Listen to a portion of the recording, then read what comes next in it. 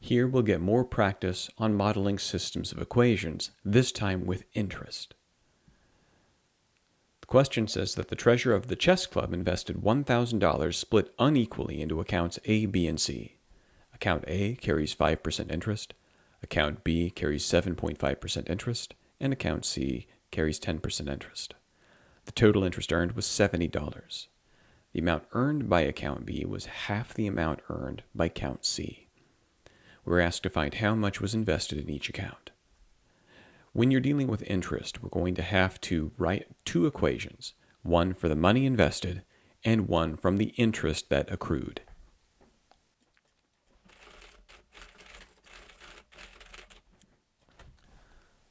In the first line of the question, we are given that we've invested $1,000 and the accounts are named account A, B, and C.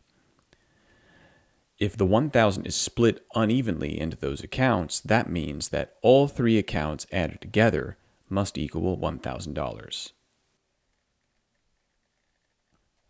This means we can say account A plus account B plus account C altogether must make $1,000. This will be our first equation. Now we'll have to write an equation for the interest. To calculate interest, we must remember that interest is equal to the amount invested multiplied by the percentage divided by 100.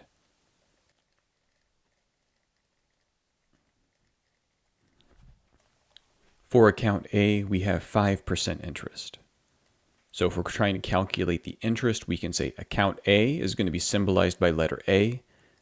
It'll be multiplied by the percentage, that's 5%, and when we divide by 100, we'll get 0.05 times A. We can do the same thing for account B. The amount invested is letter B.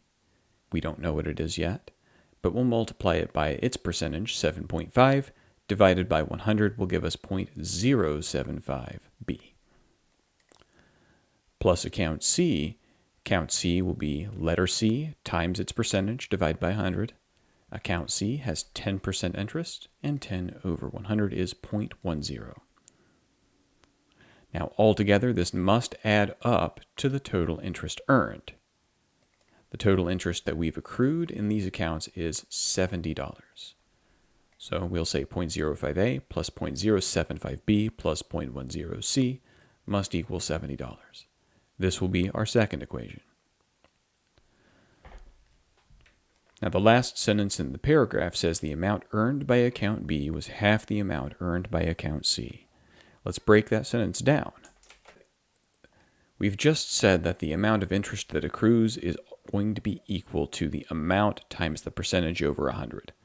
We'll use that again here because this sentence says that we're looking at the amounts earned of both accounts.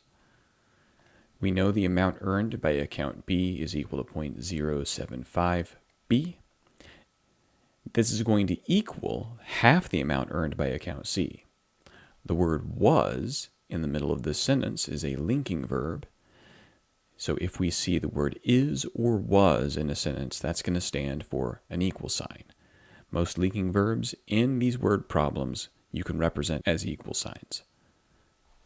Then we'll say this is half the amount earned by account C. We know the amount from account C is 0.10C.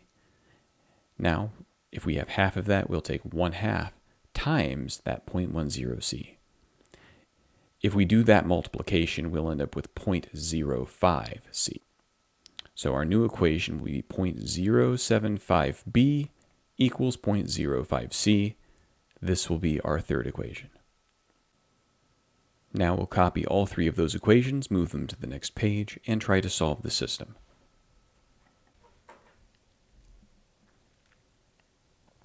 Here we've copied our system onto this new slide.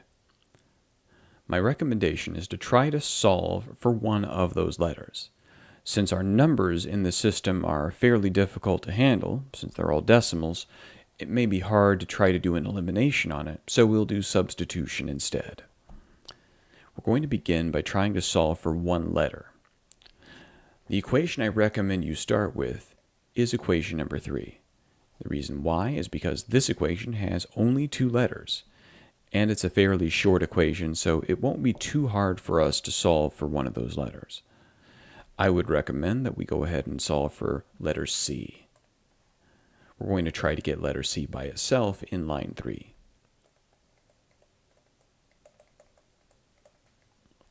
We can divide both sides by 0.05. When we make that division, 0.075 over 0.05 gives us 1.5. This will be next to B, and this will equal C. This will be our new line 3. With this new line 3, we can replace all occurrences of C in line 1 and 2 with this new 1.5b. I'm going to underline the positions of C in the other two lines. Where I've underlined C in green, we're going to replace both of those positions with 1.5b. Therefore, I will have a new line 1 and a new line 2. I'm underlining the C in our new line 1. We're going to replace that now with 1.5b. Now that I've made that replacement, I can combine the b plus 1.5b. Remember your invisible 1 in front of b when you're combining it. With that invisible 1, we'll now have a plus 2.5b equals 1,000. This will be my new line 1. We'll perform the same operation with line 2. We'll copy that now. We now replace the C with 1.5b. We'll end up with 0.05a plus 0.075b plus 0.10 times 1.5b equals 70. I can then perform this multiplication, 0.10 times 1.5. This will give me 0.15b. I will still have 0.05a plus 0.075b plus 0.15b equals 70. Then I can combine together the terms that have b. I will still have 0.05a. I will combine the terms 0.075 plus 0.15 and get 0.225b. It will still equal 70. This will be my new line 2. With my new lines 1 and 2, we'll move forward into the next slide. Now we have lines 1 and 2 in terms of just A and B. We'll now solve the system of just the first two equations and try to get one of the letters by itself. Let's examine that system for letters that are already more or less by themselves. Line 2 has decimals next to A and B, so that's not a good candidate. But line 1 has an A that's by itself. That's a good candidate to start with, but let's try to get A by itself and solve for it. We can now subtract 2.5b from both sides.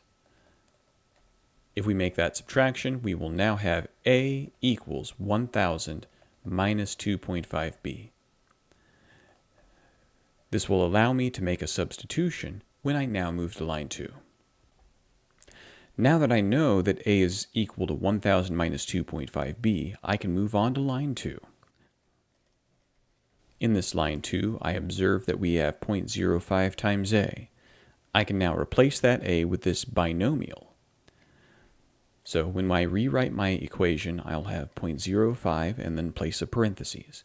In that parentheses, I will place 1,000 minus 2.5b where the A once was. Then we'll say plus 0.225b equals 70. Now we're going to take that 0.05 and multiply it by both terms of the binomial. 0.05 times 1,000 will give us 50. 0.05 times negative 2.5 will give us negative 0.125b. Then we'll add 0.225b, and we'll say this is equal to 70. We can then combine the like terms. Since we have negative 0.125b plus 0.225b, we will get 0.10b.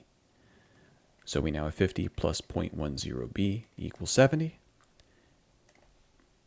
We're still trying to get b by itself because that's our only letter. So we'll subtract 50 from both sides. And we end up with 0.10b is equal to 20. Finally, to get b by itself, we'll divide by 0.10. and we'll have B is equal to 200. This means that account B will have a value of $200. Now that we know B, we can find the value of account A. We've said at the top of this page that account A was 1,000 minus 2.5B. We'll replace that B with 200. Therefore, 200 will go in this position I'm boxing in now. We'll now have 1,000 minus 2.5 times $200 in place of B. Therefore, we'll take 1,000 and subtract 2.5 times 200, which is 500, meaning that account A will have a value of $500 once we perform that subtraction. We also know that C was equal to 1.5B. Therefore, we'll take 1.5 times 200, and 1.5 times 200 will give us a value for C of $300. Now we know how much money is in each account. Account A has $500, account B has $200, and account C has $300, and we've solved the system.